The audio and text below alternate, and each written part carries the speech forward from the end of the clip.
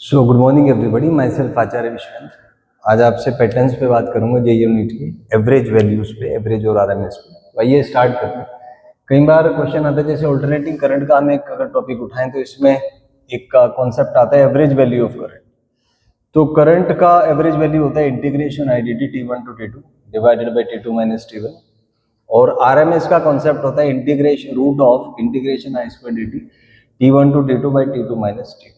तो ये दो बेसिक से कंसेप्ट है, एवरेज वैल्यू और आरएमएस वैल्यू, और कई जगह इसका यूज होता है। आइए इस पे बेस कुछ क्वेश्चंस करते हैं। मान लीजिए आपको दिया हुआ है I इज इक्वल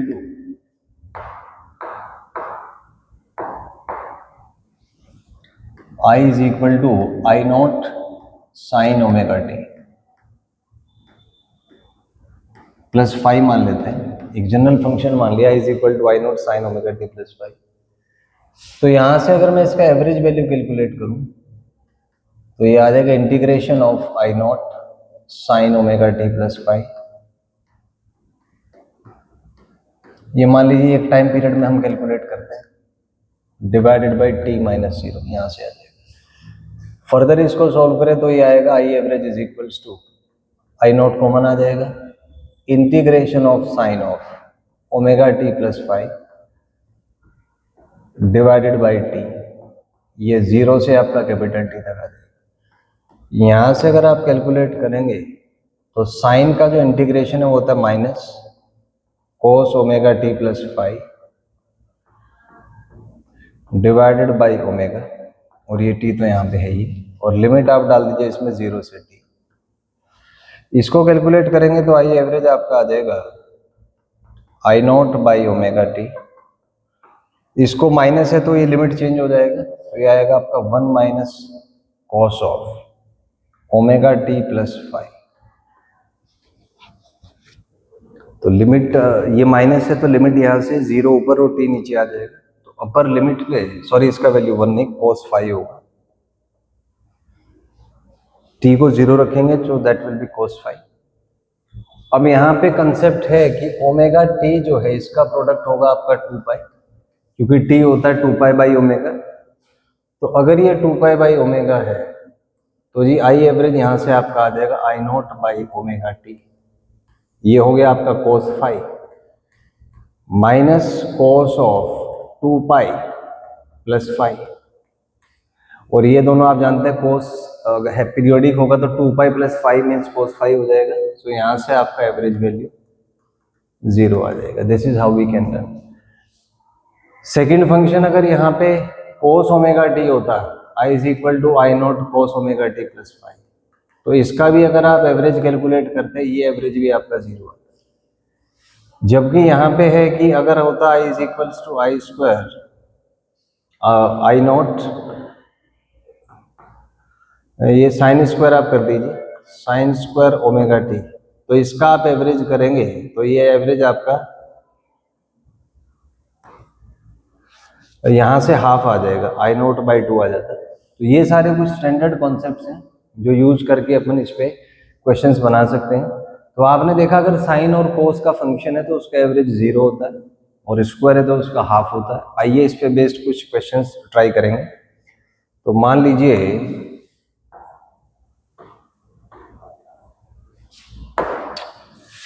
आपको दिया हुआ है I is equal to 4 sine omega T,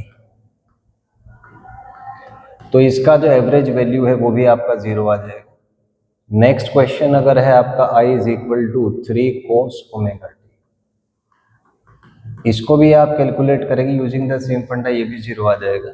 अगर यहाँ पे होता I is equal to 5 sine square omega t, इसको भी आप कैलकुलेट करेंगे, इसका एवरेज भी 0 आ जाएगा। अगर होता I is equal to 4 cos square omega t, sorry 0 नहीं, ये 5/2 कोस स्क्वायर का साइन स्क्वायर का हाफ होता है, sorry 5/2 cos square omega t होता, तो इसका भी जो एवरेज है आपका वो 4/2 आ जाता है। मतलब साइन स्क्वायर और कोस स्क्वायर का जो एवरेज है वो हाफ होता है, ये आप कह सकते हैं। अगला यहाँ पे कई बार फंक्शन देते हैं कि I is equal to I1 sine omega T plus I2 cos omega t. तो ऐसा अगर है तो इसका भी, क्योंकि साइन कोस का एवरेज 0 होता है तो इसका एवरेज भी 0 आ जाएगा। अगर यहाँ पे कई बार ऐसा देते हैं I is equal to I naught sine omega t, और इसमें आपसे पूछ लीजिए कि आई का आरएमएस वैल्यू क्या है, तो आरएमएस वैल्यू आप अगर कैलकुलेट करेंगे तो आफ्टर कैलकुलेशंस ये आपका आई नॉट बाई रूट 2 आ जाता है। सिमिलरली अगर यहाँ पे आपको दिया हुआ है I is equal to I naught cos omega t, तो इसका अगर आरएमएस कैलकुलेट करेंगे ये भी आपका आई नॉट बाई रूट 2 आ जाता है।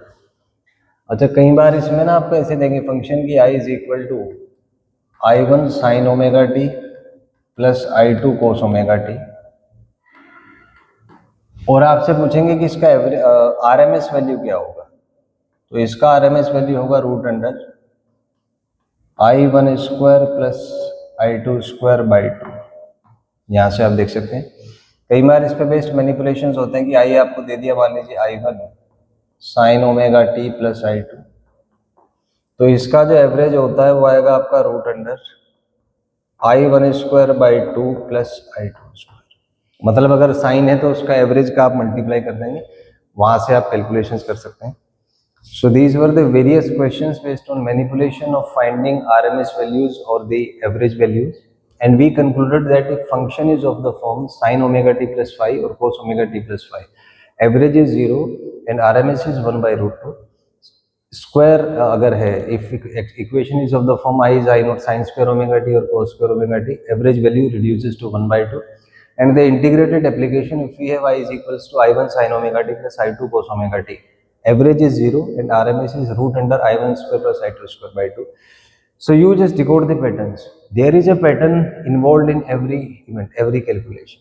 You just need to focus on the pattern, decode the pattern, and use that pattern as and when needed. Hope you get the point. If you have any doubt, you can ask in the comment section. Thank you and have a nice day.